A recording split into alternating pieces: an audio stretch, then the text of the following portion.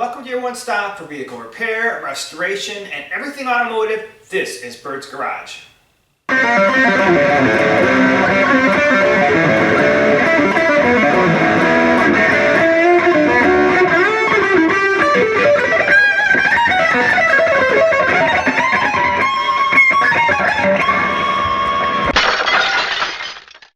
Welcome back to the show. So a few weeks have passed. You can notice we got a lot of changes with our car. The first one is we got rid of all that rust, cleaned it up, painted it where we could, and where we're going to weld, we put some weld through primer down. We're going to do that on our mating surfaces on our new panels. Still got a little more work to do. We got to strip off some of that old E-coat or epoxy primer, and we're going to have to put weld through primer down.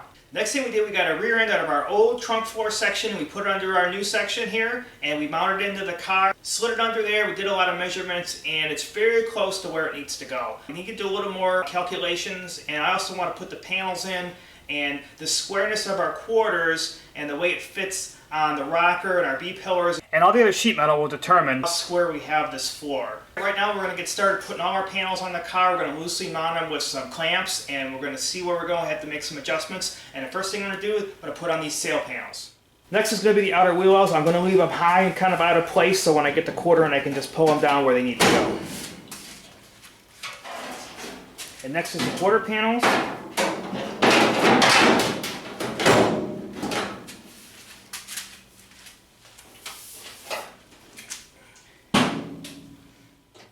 B-pillars, tail filler panel,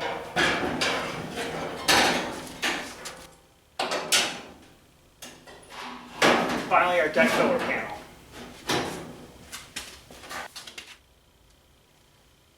Now, a big project like this, make sure you have a lot of different types of clamps and styles because you're going to need them.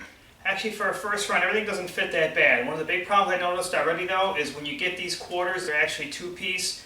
As you see, you get the sail panel and the quarter panel separate.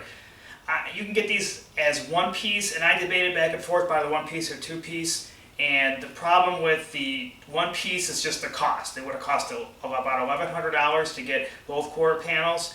Getting them in a two-piece like that, both sides, was just about $450. So, and really saving a lot of money. I do a lot of extra weld work around this area and a lot of extra filler work, but I actually don't mind doing that work to save the money. But getting back to our problem here, when I got these quarters, this edge was flat. And it's actually supposed to be a curve in and then go up. You can see it around the door in this area how I am taking a deadbolt hammer. I actually massage this area down so it gives that nice little inlip, and then it's supposed to go out. You can see here that my heights right here are really good, and the evenness of my door is really good right now. So actually, these sail panels really don't have much movement to them, and they fit kind of good. Everything's going to be dependent around those. So I'm going to go ahead and I'm going to start prepping these to weld to the car. Most of these panels are just going to do plug welds, which is just drill a hole in the panel that's going to go on, and it's going to be filled in and welded to the adjacent panel, or in this case it's going to be our structure. And then I'm going to make some more calculations with the floor. But I got to go ahead and burn that in because my door gaps, they look pretty good already, about what a 65 Mustang should. And then I'm going to go ahead and see what my next game plan is about fitting the other sheet metal and welding it to the car. And once we get this all situated and welded up, we will have a little channel in here, but that's okay because we're going to end up using something like all metal, which has aluminum resins in it. It's really strong. It's much stronger than body filler. Fill all these in the gaps. Obviously not that, it's got to be welded. That's just temporary there. And then we can go ahead and then we'll end up shaping the filler through here to get this nice line how it's supposed to be. The only thing that I'm really concerned with our sail panel is that we got a nice even edge along here, which is fairly close. You just got to move it a little bit. And this pretty much fits in here. It doesn't have any movement to it. And like I said, it does fit pretty good into where it's supposed to go.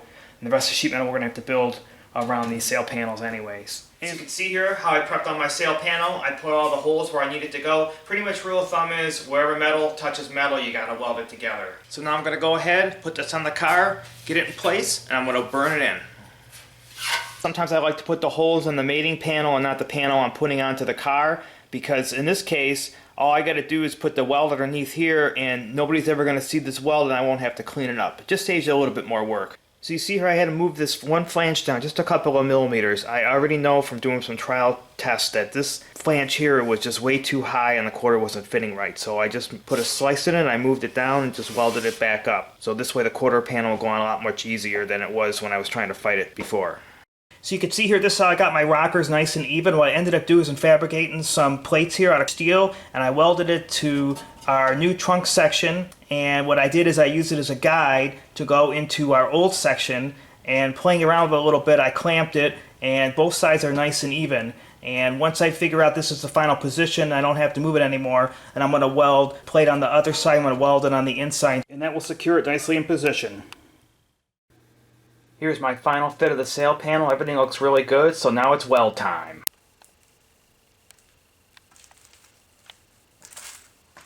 Okay, so now that I have the sail panels and the trunk floor all welded into place, I'm going to go ahead and fit the rest of the panels. I'm going to get a final fit for them, and once I do that, I'm going to blow everything back apart, prep the panels, and then we're going to go ahead and weld everything back into place.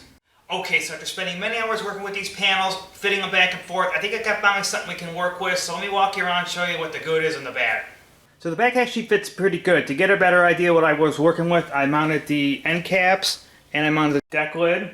This gap here, maybe a little bit wider than I'd like it, but it actually fits pretty good. If you look on the back side here, where our end caps meet, we actually have a really nice gap and flushness once we push this down. I don't have the latch in, but I do have the center support in. See, these gaps here is a little wider than I'd like it. This is actually here really good. It's about the flushness I want, maybe a little bit tighter. But this quarter panel here, it's got kind of a bend to it, and this fits really good right along where the weather stripping goes. So I actually want to alter this. So after I weld this together, I can actually build this out with maybe some all metal or just some body filler, and I can actually work this out, build this line in and make it nice and flush. But you can see I actually have really nice flushes here. It gets a little bit low at the bottom, but this one in this corner is actually good, and I can't get this quarter panel in anymore anyways. So again, if I just build this out here and I can just make my own gap and make it a lot nicer. Now our deck filler panel is the same thing. Now it's got a little bit more of an angle right here than the factory. The factory is more at a 90. I read on the internet some people that have done these cars that this is the way they come and there won't be any problems. Hopefully when we get it back together. And you can also see here some of the body lines and the panel gaps here that go together. As I've been going, I've been just putting sheet metal self-tapping screws in, and once we blow all this apart for the last time, we can use sheet metal screws to get it back where we had it right now, and then we can go ahead and start welding everything together. And again, we're going to have to body fill and work all these areas so they have a different contour than what's here, but it's just a drawback of doing this job and these types of panels. Now let's go on to the front. That's a totally different story than the back. So after many trial fits, I came to the conclusion that this quarter panel on this side where it meets the rocker was actually too long, and the other side was too short. So what I ended up doing is I sliced off that 90-degree flange that they give you on these, and I already welded it to the rocker. Then what I'm going to do is I'm going to just weld this lip right to the rocker, and then I'm just going to carefully grind that edge down, and I'm going to work it with some filler. I don't like the way this seam looks on these quarter panels on these cars anyways, or any car for that matter. I like a nice uniform look, so it's going to work out good in the long run. Secondly, on the quarter on this side, the other one side fits pretty good, and both are pretty good with flushness, but for whatever reason, the door gap in this area, this went an angle, went really in here, and then went out, and then this door gap here was okay. So what I ended up doing here is I sliced with a die grinder. I went through, sliced this edge, and I moved this flange in, and then I re-welded it. Now both these sides have a little bit wider gap that I like, but that's okay because inside here, again, I don't like the way this seam looks, so I'm going to go ahead and weld this together, and I'm going to body fill all this and make the seam go away. Then another final check to make sure I got everything in play. You probably can't see this, but I know I have these new B-pillars exactly where the old pillars were, because this weather strip here, where it met the old B-pillar, fits exactly right here on that edge. And I took a measurement before I took all this apart. From here to that other side was 55 inches. So again, I'm very confident that I have the sheet metal positioned and where the old factory sheet metal was. So now I'm confident I have the sheet metal where it needs to go. What I'm going to do is walk around the panel edges with this marker, and I'm going to indicate where I want to put my holes so I can weld my two panel flanges together. And then hopefully we're going to blow everything apart just one last time, do all the prep work where it needs to go, start welding this whole shell together. So one final check before I blow all this apart. I want to check my rear window trim and see how it fits along my body edges. And that'll be one true test of how I have all this sheet metal together. So my trim is a little bent up, but the edge of the trim fits really nice against this sheet metal here. The only obvious bad area is right here where we have our panel gaps, but we're going to have to go ahead and finish this with body filler anyways. There's nothing we can do about it. Since we have just two mating panels here, even if we had our one-piece quarter, we'd still have to do some body and filler work right here. So not a big deal, but I'm really happy with the way the trim fits. Just one more final check to make sure we got everything in the right position so we can go ahead and weld everything together.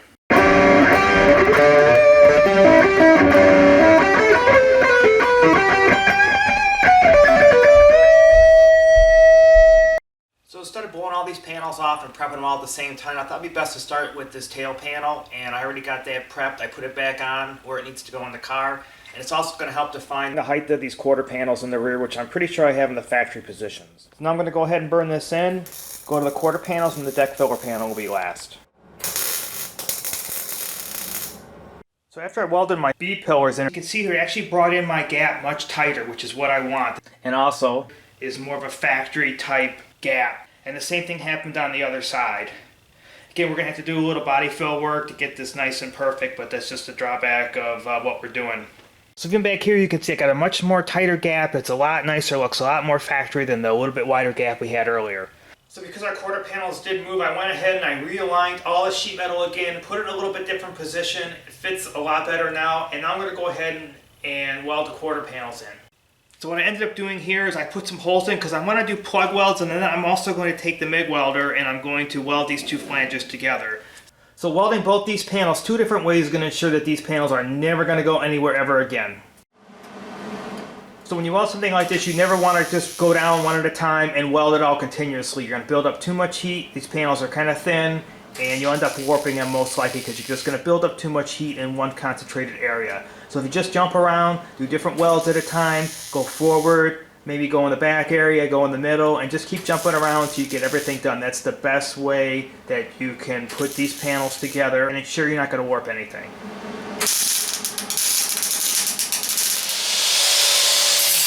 So now I've done welding all the panels, I'm ready to grind. Now same process here like when you're welding. Make sure you just go a little bit different areas at one time. So I'm just going to go ahead and take this slow, grind these all down smooth, and pretty much going to wrap up this project. So I got one final thing left to do. Okay, so as referenced many times in the last episode, I saved this piece and I cut it off in a very distinct position because I needed it as a reference point to make my holes where these studs were in the old car. So since our new sail panel does not come with any of those locator tabs, our deck filler panel actually does, but our sail panel did not. What I'm going to do is I'm going to carefully lay this in the factory position, and then I'm going to just make a few marks for where I got to put my holes. So there's one there, 2, 3, and then 4. Now before I cut this off, I measured that from this bottom edge up to the tab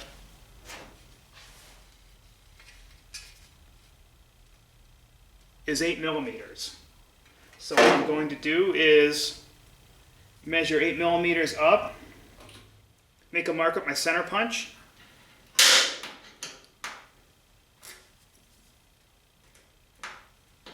and it's still a little hard to see. I'm just going to put a little tiny bit of marker on it so I know where it's at and drill my hole.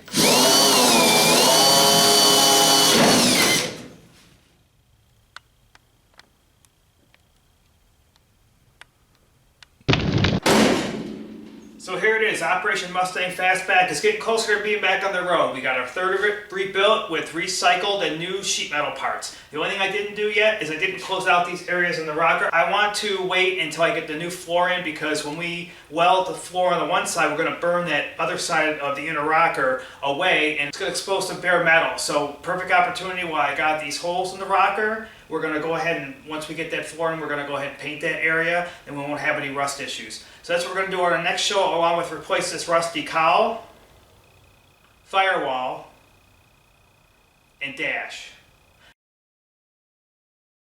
So as always, thanks for watching. Good luck with your projects, and remember, it's not a rewarding day unless you get dirty.